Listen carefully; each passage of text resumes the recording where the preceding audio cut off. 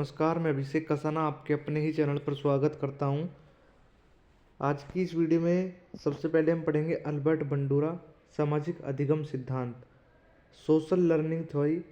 दोस्तों, Albert Bandura ने अपनी एक थ्योरी दी है। उस थ्योरी में क्या क्या बताया है वो हम पढ़ने वाले हैं। सबसे पहले हम बात करेंगे अल्बर्ट बंडूरा की ही। अल्बर्ट बंडूरा कनाडा के निवासी हैं और उन्होंने सामाजिक अधिगम का सिद्धांत दिया। पेपर में पूछ ले कि सामाजिक अधिगम का सिद्धांत किसने दिया, तो आपको बता देना है दोस्तों, अल्बर्ट बंडूरा ने। ठीक है दोस्तों, चलते हैं नेक्स्ट। इस सिद्धांत में दूसरों के व्यवहार को देखकर सीखा जाता है और समाज के मान्य व्यवहार को अपनाया जाता है तथा मान्य व्यवहार को नकारा जाता है। दोस्तों, इसमें कहने का क्या मतलब है कि दूसरे के व्यवहार को देखकर सीखा जाता है। अब दोस्तों, दूसरों का व्यवहार, जैसे कि बच्चा है, समाज में गया, क्योंकि सामाजिक अधिगम सिद्धांत है तो समाज में तो जाएगा ही बच्चा। बच्चा समाज में गया, समाज में लोगों को देखा कि लोग कैसे कैसे एक्शन करते हैं, किस तरीके से बात करते हैं और किस तरीके से किससे कैसा व्यवहार करते हैं। वो क्या है कि बच्चा दूसरों को देखकर ही सीखता है, किसके साथ कैसी बात करनी है, किसके साथ कैसे रहना है ना। वो सब चीज़ें बच्चा समाज में रहने के बाद ही सीख पाता है। तो इस तरीके से हम कह सकते हैं कि दूसरों को देखकर सीखा जाता है, समाज के मान्य व्यवहार को अपनाया जाता है। और जो दोस्तों मान्य है, अब दोस्तों ऐसा तो नहीं है कि समाज में गया और बड़ा आदमी अपने ही साथी को गाली देकर बात कर रहा है, लेकिन एक छोटा बच्चा जब समाज में जाएगा तो वो दोस्तों उसको गाली देकर बात नहीं कर पाएगा, क्योंकि ये मान्य व्यवहार नहीं है। जो मान्य व्यवहार होगा उसको ही अपनाया जाता है, मान्य व्यवहार को अपनाया जाता है तथा अमान्य व्यवहार को नकारा जाता है। जैसे कि मैंने आपको अभी बताया कि गाली देकर बात अगर कोई दोस्त से कर रहा है तो उसको उसी को हक है, बच्चों को उसको गाली देकर बात करने का हक नहीं है, क्योंकि वो अमान्य व्यवहार है बड़ों के प्रति। हमें बड़ों के प्रति आदर सम्मान भाव का इज्जत रखनी है। ठीक है दोस्तों, चलते हैं। इस सिद्धांत को अन्य नामों से भी जाना जाता है। इस सिद्धांत के दोस्तों 3 नाम है। 3 नाम कौन कौन से वो भी पढ़ लेते हैं। अवलोकनात्मक अधिगम का सिद्धांत, अनुकरण करना यानी कि इमिटेशन, और मॉडलिंग। अब तीनों को मैं डिटेल में बताता हूँ कि 3 आखिर ये है क्या क्या। Observation learning theory. Observation learning theory के नाम से ही पता चल रहा है कि किसी चीज़ को वो ऑब्जर्व करेगा और उसके बाद सीखेगा। जैसे कि वो समाज में गया, समाज में सबको वो क्या कर रहा है दोस्तों, सबसे पहले ऑब्जर्व करेगा। ऐसा तो नहीं है कि समाज में जाने के बाद वो बच्चा बोल रहा है सबसे, अच्छा कम्युनिकेशन हो गया उसको जाते ही समाज में, ऐसा बिल्कुल नहीं है। सोशल डेवलपमेंट उसका बहुत अच्छे से हो गया है। सबसे पहले वो समाज में जाने के बाद चीज़ों को क्या करेगा दोस्तों, ऑब्जर्व करेगा। जब वो ऑब्जर्व करेगा चीज़ों को तो उससे क्या होगा कि ऑब्जर्व करने के बाद ही बच्चा का अधिगम होगा। फिर है इमिटेशन। इमिटेशन क्या, अनुकरण करना। इमिटेशन का अर्थ होता है दोस्तों किसी चीज़ की नकल करना। अब नकल की बात मैंने आपको बता दी कि नकल करके ही बच्चा क्या है, समाज में सीखता है। जब तक बच्चा नकल नहीं करेगा करेगा तो बच्चा कुछ भी नहीं सीख पाएगा। मॉडलिंग। मॉडलिंग को दोस्तों अब नाम से पता चल रहा है कि मॉडलिंग। ठीक है, अब क्या है नेक्स्ट। नेक्स्ट टॉपिक हमारा क्या है, अब क्या बताया है, इनके प्रयोग अल्बर्ट बंडूरा ने बोबो डॉल पर प्रयोग किया और इसमें इन्होंने बच्चे को 3 फिल्म दिखाई। दोस्तों, अल्बर्ट बंडूरा ने बोबो डॉल है दोस्तों, उस पर प्रयोग करा। ठीक है, अगर मैं बात करूं, इसमें इन्होंने बच्चे को 3 फिल्म दिखाई। एक जिसमें बच्चा क्या कर रहा है, प्यार कर रहा है, समाज में रह रहा है बच्चा, और हिंसा कर रहा है। एक बोबो डॉल के ऊपर 3 फिल्म जो दिखाई हुई है। अब अल्बर्ट बंडूरा की दोस्तों पेपर में कभी कभी इन फिल्म से क्वेश्चन पूछ लेता है कि इनमें से कौन सी अल्बर्ट बंडूरा ने बेबी डॉल को फिल्म नहीं दिखाई। प्यार, समाज, हिंसा, इन 3 बातों को याद रखना दोस्तों कि किन 3 चीज़ों की बच्चों को फिल्म दिखाई है। फिर से दोस्तों कमेंट्स में लिखना एक बार आप भी, प्यार, हिंसा, और हिंसा के बाद है दोस्तों आपका समाज। ठीक है दोस्तों, आशा करता हूँ चीज़ें आसानी से समझ में आ रही होगी आपके। अब क्या है दोस्तों, बंडूरा के अकॉर्डिंग स्टेज ऑफ लर्निंग। अब दोस्तों एक अधिगम है, अधिगम की क्या स्टेजेस है। स्टेजेस कौन कौन सी हैं, 4 स्टेज है। Attention, retention, reproduction, motivation. अगर आप हिंदी में याद करना चाहो तो हिंदी में, इंग्लिश में याद करना चाहो इंग्लिश में, क्योंकि दोनों ही बेनिफिट है। इंग्लिश में आसानी से याद हो जाएंगे, याद करने वाला दोस्तों हिंदी में भी कर लेगा। लेकिन क्वेश्चन जो पूछा जाएगा वो मैं सबसे पहले बता देता हूँ ताकि आपको समझ में आ जाए फिर ये टॉपिक। क्वेश्चन आ सकता है बंडूरा के अकॉर्डिंग इनमें से कौन सी स्टेज ऑफ लर्निंग है। अगर आपके ये 4 स्टेज याद है तो ही आप क्वेश्चन को हल कर पाएंगे। अब attention, retention, reproduction, M motivation. अब इसको शॉर्ट ट्रिक से याद रख सकते हो बंडूरा के according, A R R M. अब ये ए आर आर एम क्या है दोस्तों? ए से अटेंशन, आर से रिटेंशन, आर से रिप्रोडक्शन, एम से मोटिवेशन। अवधान, धारण, पुनरुत्पादन, अभिप्रेरणा। ठीक है दोस्तों, कोशिश करता हूँ दोस्तों बहुत अच्छे से चीज़ें समझ में आई होगी आपके। अब चलते हैं नेक्स्ट टॉपिक पर, नॉम चॉम्स्की। नॉम चॉम्स्की भी दोस्तों बहुत इंपॉर्टेंट थ्योरी है जो नॉम चॉम्स्की ने अपनी एक थ्योरी दी है, भाषा विकास का सिद्धांत।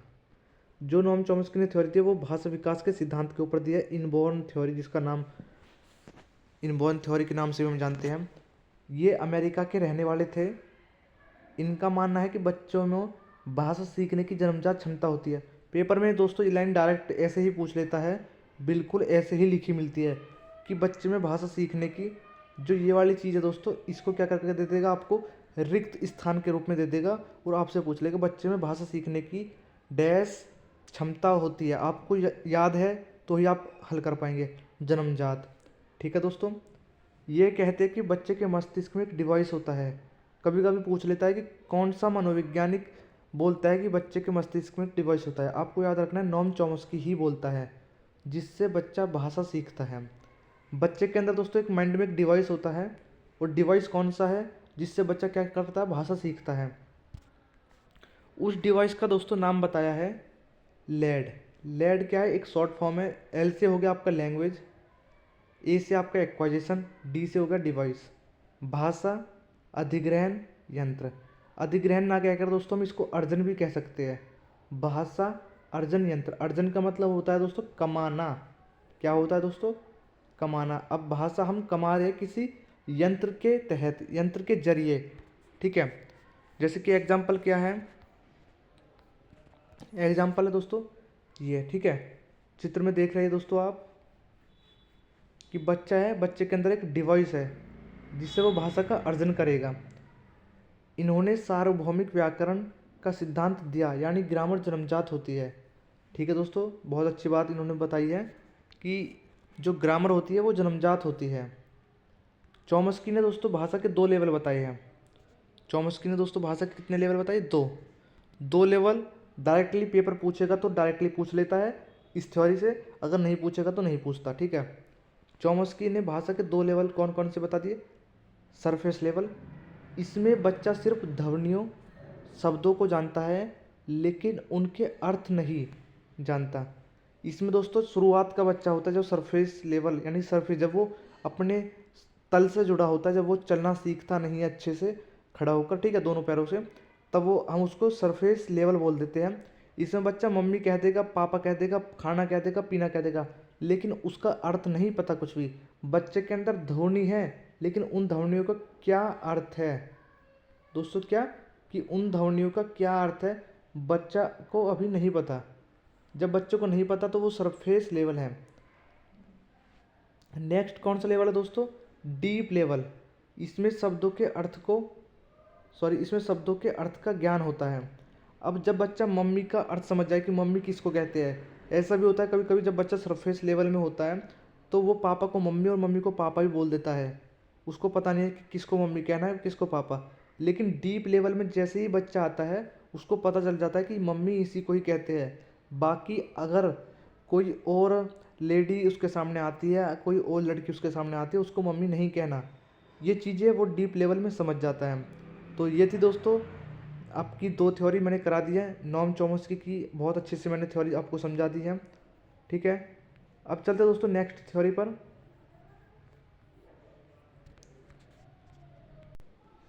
बाल केंद्रित शिक्षा तथा प्रगतिशील शिक्षा। अब बाल केंद्रित यानी कि चाइल्ड सेंटर्ड और प्रोग्रेसिव एजुकेशन। बाल केंद्रित शिक्षा क्या है, इसको पढ़ते दोस्तों।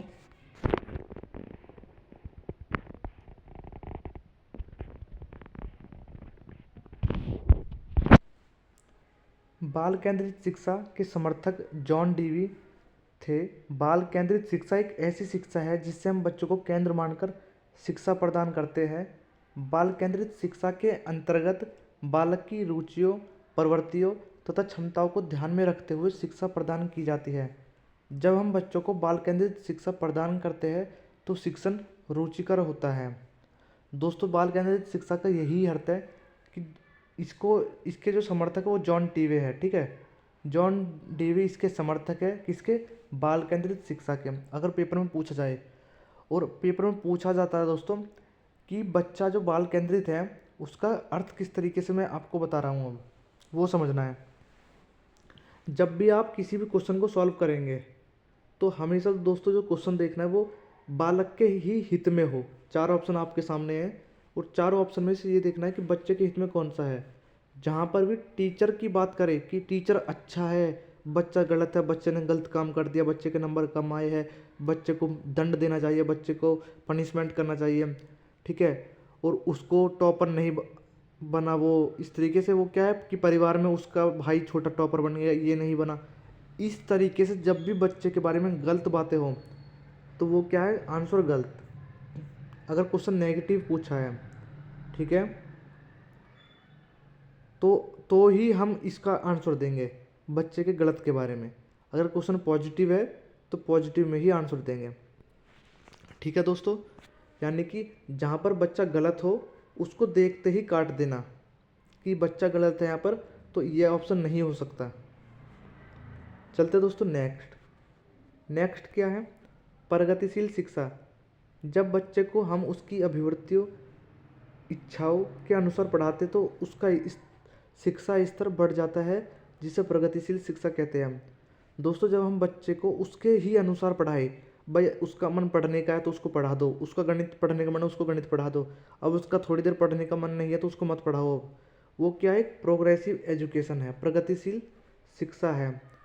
प्रगतिशील शिक्षा के अनुसार शिक्षा बच्चे के लिए बनी है, ना कि बच्चा शिक्षा के लिए। प्रगतिशील शिक्षा के दोस्तों 3 सिद्धांत मैंने लिखे हैं। 3 सिद्धांत मैं आपको खुल के अच्छे से बताऊंगा, बिल्कुल अपने भाषा में। इसमें बच्चे को बताया कि शिक्षा बच्चे के लिए बनी है। दोस्तों, बच्चा है, जन्म लेता है, एक पूरी एक स्टोरी के थ्रू मैं आपको बताऊंगा इसको। बच्चा जन्म लेता है, बच्चे को जीवन जी रहा है वो आराम से। अब शिक्षा जो बनी है दोस्तों वो बच्चे के लिए बनी है। बच्चे ने जो जन्म लिया है वो शिक्षा के लिए नहीं लिया, वो तो रहने के लिए लिया अपने समाज में, ठीक है। जो अब शिक्षा बनी है, अब शिक्षा को निर्भर रहना पड़ेगा दोस्तों बच्चे पर। अब भाई बच्चा पढ़ेगा या नहीं पढ़ेगा वो बच्चे के ऊपर है। ये समझ में आया दोस्तों कुछ पॉइंट? तो इसलिए आपको याद रखना है कि बच्चे को ही महत्व देना है हमें, चाहे बच्चा पढ़े या लिखे नहीं, कुछ भी ना करे, लेकिन बच्चे को महत्व देना है। सेकंड पॉइंट क्या है? प्रगतिशील शिक्षा से बच्चे का सर्वांगीण विकास होता है। सर्वांगीण का मतलब दोस्तों उसका अंदर बाहर का, यानी कि सामाजिक विकास हो रहा है, घर में रहता तब भी विकास होता है। प्रगतिशील शिक्षा का अर्थ ही यही है। नेक्स्ट क्या है?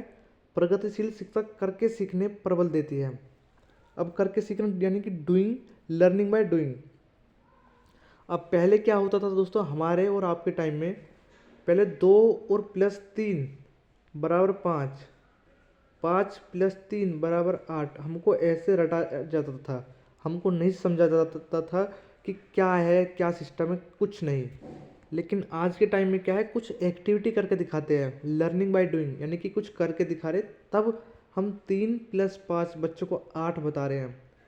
जैसे कि 3 लड़के एक साइड खड़े कर दिए और 5 लड़के एक साइड खड़े कर दिए, अब बच्चे से बोल दिया कि इनको काउंट करो। वो क्या है? लर्निंग बाय डूइंग के अंतर्गत आता है। प्रगतिशील शिक्षा में संयुक्त राज्य अमेरिका के मनोवैज्ञानिक जॉन डीवी का योगदान है। ठीक है दोस्तों, प्रगतिशील शिक्षा में किसका योगदान है दोस्तों? जॉन डीवी का। बहुत, ये भी आपको याद रखने वाली चीज़ है। तो आज की दोस्तों थ्योरी में इतना ही, ठीक है। तो इसके जॉन डीवी ने दोस्तों ट्रिपोलर और बताया है, ट्रिपोलर के बारे में भी और बात कर लेते हैं। फिर नेक्स्ट वीडियो में एक नए टॉपिक के साथ में शुरू करेंगे फिर वीडियो को। जॉन डीवी ने ट्राइपोलर यानी कि त्रिध्रुवीय प्रणाली कौन कौन सी? टीचर, बालक और पाठ्यक्रम। जो टीचर है वो स्वतंत्र चर है, आश्रित किस पर है दोस्तों? बच्चा टीचर पर। मध्यस्थ चर यानी कि पाठ्यक्रम क्या है? एक मध्यस्थ है। जिस टीचर पढ़ाएगा, किसको पढ़ाएगा? पाठ्यक्रम को। पाठ्यक्रम कौन पढ़ेगा? बालक। ट्राइपोलर के माध्यम से आप याद रख सकते हैं, पेपर में पूछ लेता है कि जॉन डीवी के ट्राइपोलर कौन कौन से हैं? टीचर, बालक, पाठ्यक्रम। यही 3 चीज़ आपको याद रखने की चीज़ है। अब पढ़ते हैं। भारत में बाल केंद्रित शिक्षा का श्रेय गीजू भाई को दिया जाता है। कभी कभी दोस्तों पेपर में पूछ भी लेता है कि भारत में बाल केंद्रित शिक्षा का जो श्रेय जाता है वो किसको जाता है? गीजू भाई को। ठीक है दोस्तों, मिलते हैं नेक्स्ट वीडियो में, तब तक धन्यवाद।